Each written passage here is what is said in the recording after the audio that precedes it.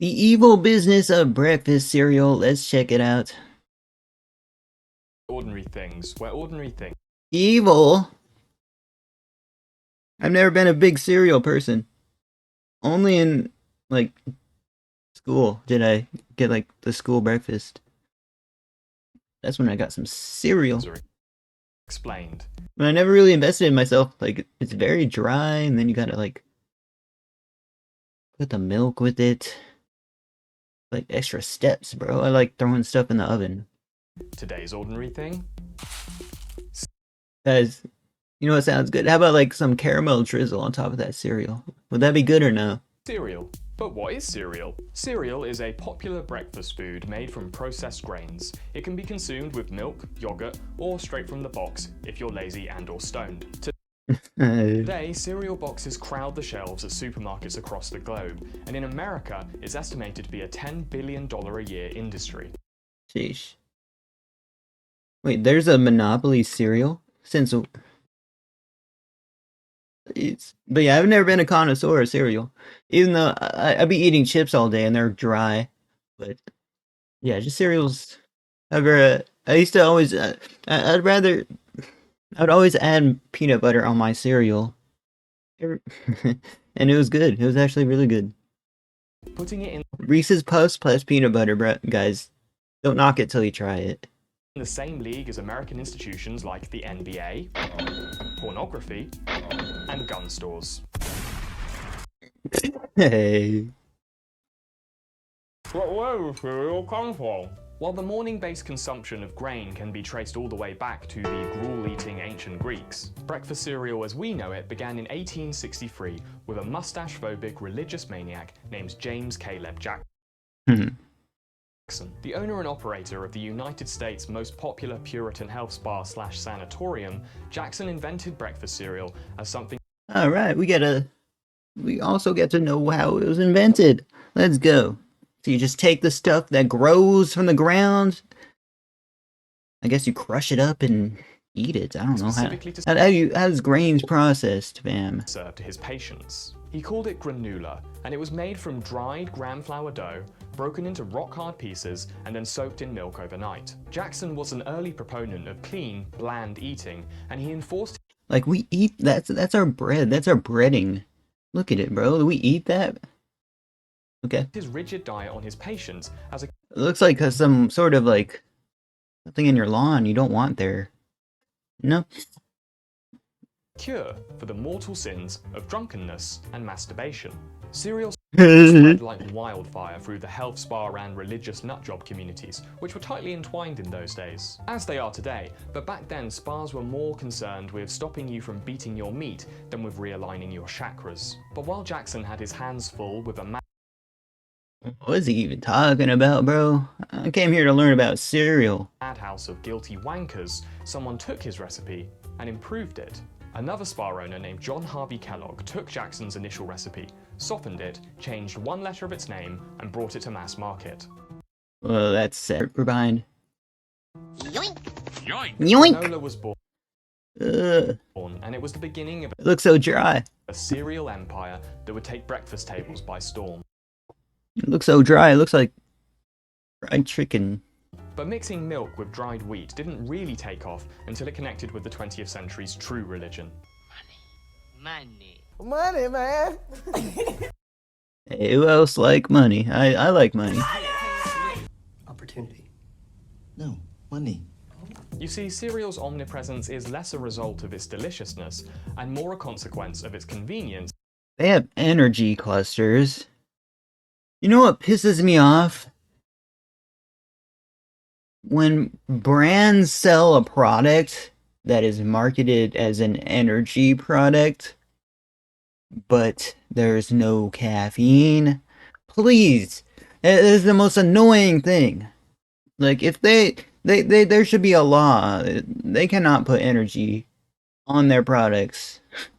Because energy is associated with caffeinated drinks and stuff. Like, just put it in the product. Like, you know what I mean? Like, I bought an energy product expecting it to be like there caffeine in there. There was a granola bar, and there wasn't. I can guarantee you there's no caffeine in that Frosted Flakes energy clusters. And of decades of persistent, aggressive marketing. It helped. Maybe there is, but likely not. I don't think they'll put caffeine inside. Caffeine in foods is not a common thing. That cereal companies had their origins in these Jonestown health retreats, as their supposed health benefits was one of their first successful selling points. Kellogg's launched cornflakes with the early nonsense claim that it enriched your blood, but they quickly abandoned that elevator fart on the second floor. And instead rose to the top with one of the greatest, I don't think that was their actual, what they're advertising. most utterly meaningless slogans in all of advertising history. Part of a balanced breakfast. Powerful part of this balanced breakfast. New Cocoa Puffs are part of this complete breakfast. Yikes. This is what the Cocoa Puffs mascot looks like. The slogan is Machiavellian in its genius, as it's an indirect way of saying that that cereal looks like pepperonis. cereal as a meal on its own in no way meets your nutritional needs. But that's not what people hear. They hear the last half of the phrase, not the first, and that's exactly how it's designed. Cereal being a healthy start to your day is a dubious claim at best and an outright lie at worst. Obviously, Captain Chocolate's sweet-ass sugar balls are going to be worse for you than Granny Mildred's bran-based enjoyment flakes. But even the healthiest cereal is basically nutritionally vacant. Regardless, Kellogg struck gold again with their next promotional innovation, the prize in the box. You guys don't want a bunch of fortified vitamins in your food? Their first prize, the Furry Jungle Land Moving Picture Book, was a resounding success. And through this experiment, they cottoned on to the advertising technique that would send cereal into the commercial stratosphere. Initially, their target demographic was mothers who'd recently entered the workforce because of the war, and therefore needed something quick to serve their children in the morning. But the Good demographic. popularity of the furry character. But yeah, when I was growing up as a kid, we didn't have like traditional breakfast. I don't know why. Like, you just get school breakfast.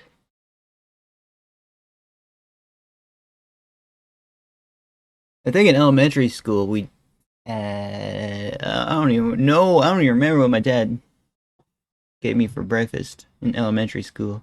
Because I know we didn't have. Do we have breakfast in? I don't know. You remember if we had breakfast in elementary school? Their picture book allowed them to realize that they could cut out the middlewoman and instead advertise directly to children, essentially planting an insistent cereal salesman at the waist of every overworked And it didn't work for me. Only for a little. mother in America. So, even though they taste so delectably good, it's just not my sort of thing. from the 1950s onwards, every cereal company worth its sugar adopted cartoon mascots as potent weapons of mass consumption. Mascots are incredible tools to make companies more recognizable. They allow them to appear personable and trustworthy. They allow them to say our brand isn't a faceless machine, it's a cat that plays the saxophone. It's a horse that rides a surfboard. What's in Animated shit. All these characters could have been like in an animated show. our product? Don't worry. Why has nobody made an animated show at Trix had made this mascot right here. Like, I always used to get their yogurts, and they were super good. About it. Here's a cactus in a Hawaiian shirt. Look at Johnny and Janie Black, watching and wishing they had a snack. Hello, what's this? Hang on to your chairs. Our three friends, the honey bears. It began here, with this stop-motion furry threesome known as the Sugar Crisp Honey Bears. But they were quickly downsized to a single, less creepy, traditionally Yes, that seems like a advertisement from that back then. animated bear, the Sugar Bear, who founded the cereal mascot's long history of theft and violent home invasion.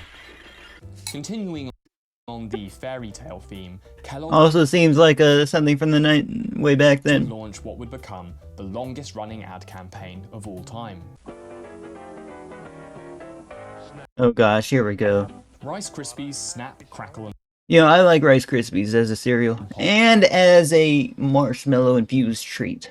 a group of singing elves named after the noise your teeth will make if you eat too much of their sugar-packed cereal. Frosted Flakes' Tony the Tiger also emerged in this era, initially looking like an off-brand version Here's why I don't eat cereal. You gotta get the box. You gotta bring the box over somewhere. Then you gotta get a bowl. The bowl's gonna be heavy. Then you gotta get a spoon. The spoon's a little bit less heavy, but it's still heavy. And then you gotta pick up the milk. The milk's very heavy, guys, like, especially if it is full. And then you gotta pour the milk with this handle at the top. Like, it is very, like, yeah, you gotta have some wrist strength to pour that milk. And that's why I don't eat cereal. It's annoying to get that milk, because it's likely gonna be full, and then it just annoys me, bro. And then you got dishes. Version of himself before becoming the steroid-pumped furry wet dream that we're familiar with today. As mascots became an essential part of cereal's allure, companies started to make products that resembled their saturated spokes animals. They added freeze-dried fruit, artificial colouring, and marshmallows as key ingredients. This is where brands like Lucky Charms, This is where everything's gonna go up for them. Trix, and the General Mills Believe it or not, sugar's more expensive than grains here. Probably drove up the price a little. Is it? I assume it is. I don't know. They both seem like very cheap things to put in products. monster cereals got their glucose-fueled liftoff. Soon, the average breakfast bowl was filled with more garish fluorescent colours than an episode of RuPaul's Drag Race. And even the plainest cereal was having mountains of sugar added to its recipe. And this hasn't really changed. On average, children's cereal contains 40% more sugar than those marketed towards adults. And adults' options aren't exactly sugar-free. The best-selling cereal brand in America for the last 2 decades is Honey Nut Cheerios, which contains a tooth-eroding 12 grams of sugar per serving. Over where the lovely me is standing, I've arranged the sugar content per 100 grams of the 3 most popular breakfast cereals in the UK. Admittedly, it doesn't look so threatening, but what if I rearranged it all into lines and offered you a banknote? Don't do drugs. Said banknote. Grown-ups go free. He assembled the worst product line. The most health. Is that? Never mind. In the 1970s, stricter standards were put in place over what advertisers could claim about their products. So at least that put a stop I want to see his room, bro. Why has he got a green screen me, man? to all those dubious health claims. Oh, right. I'm being told that that's bollocks. One of the ways that cereal companies continue to market their products as healthy is to tell us about what isn't in them. We're told they're naturally low in fat or cholesterol-free, which is the same as saying that they contain no hypodermic needles or only trace amounts of donkey shit. It doesn't mean what is in them is healthy. The other way is to market cereal as a diet tool, and no one did this better than Special K. Facing stagnant sales in the 1980s, Special K rebranded their cardboard flavor flakes as an I want Magic Spoon cereal. Give me some Magic Spoon, bro. Too bad it's like very expensive. integral part of a diet plan. And it probably worked because it basically advocated skipping 2 major meals a day and replacing them with a single bowl of cereal. The way they advertise their stuff, it just annoys me, guys. Because growing up, I'd always see advertisements for them, but I'd never buy the product or eat the product. It was just annoying. Premiered the diet with this advert, which has aged like a fine cheese left in a crowded sauna. Have you tried the Special K Pinch? Special K's special starvation-based diet was highly successful, at least in terms of sales, and they continued to promote it for decades with their signature blend of body shaming and pseudoscience. Despite rising awareness that cereal was basically Jeez. crack for kids, Advertisers don't do that much different nowadays. the 80s and 90s actually saw a substantial rise in the popularity and variety of cereal. So much so that they ran out of original animated mascots and had to turn to celebrities and characters from pop culture to fill the void. This 1983 advert for a Star Wars cereal, C-3POs, features the franchise's most affable and most affordable main characters on an alien planet. It sucks that the foods go bad, because it'd be cool to have a box of this.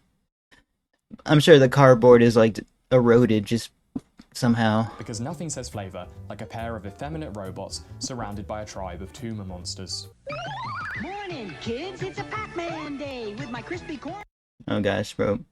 Pac-Man needs to go back to the drawing board. Where's his feet? Pac-Man also got in on the action, along with his gang of radioactive condoms. And here, Mr. T and Oh no way! I would be totally down to try like a little sugar like shaped ghost. his family of teabags adopt a flying crucifixion pose to advertise his name brand cereal. A moment that gave me my own idea for a branded cereal, because who's got bigger name recognition than the big man himself? Dear Lord, why isn't there a breakfast cereal specifically made for the pious and peckish customer? O ye of little faith, fear not, for your prayers have been answered. Body O Christ is part of a complete breakfast and is the only cereal consecrated by the Catholic Church. Made from the finest sugar-coated communion rice wafers, Body O Christ contains all the sacred vitamins you need to keep I'd try it. rocking all Right now I'm craving some grits. the way to the second coming. Enjoy it on the go, on the phone, intravenously, or even in church. Body O Christ. God, they're good. It may have Don't do it intravenously. taken a few decades, but cereal is finally losing its ring-like grip on our breakfast bowl movements. Since 2016, cereal sales have suffered a sharp decline, and this is partly because there are more options for breakfast and because people are generally skipping the meal more often. But people are progressively aware that frosted grains aren't good for them, and cereal companies are fighting a losing battle against the reality of their content. Even chocotastic brands like Cocoa Puffs have I like this had ad. to reduce their sugar content by 30%, which really only begs the question, It's aesthetically pleasing. how much sugar was in them before, considering it is still ostensibly a crunchy chocolate breakfast milkshake. Then there's cereal sexist offender Special K, which is now attempting a 180 on the image that it sold for decades. Here's Make some protein cereal. It's too bad that like they'd have to charge too much to make like healthy food. Special K is still trading on cereal's fanciful associations with healthy living, using the same misleading health claims that companies have been spouting since the 1930s. But don't worry, because this time their vacuum-packed, overpriced But yeah, cereal pisses me off. birdseed is actually feminist. Oh look, she's an artist. Oh look, she can use both of her arms. Look, they're all laughing. At night, how do they do it? God, they must be so empowered. Special K, powering you. Get it? Powering? Empowering? F you, Special K. Sorry, I've had to watch a lot of these ads. I should point out that I'm not trying to push people away from the cereal aisles, I could feel his frustration. but it is still an industry that has spent over half a decade peddling misinformation and breeding generations of sugar-addled children. And if you've ever spent a long plane journey sat in front of a sugar-addled 7-year-old waiting for his next fix, then you know this is basically a war crime. Take away the aggressive marketing, the sugar, the artificial colours, and what you're left with is an expensive, unappetizing bowl of overheated grain. This has been Ordinary Things. Overheated grain. If you have, please It feels like fried chicken. It's so refreshing to see a well-spoken caveman. In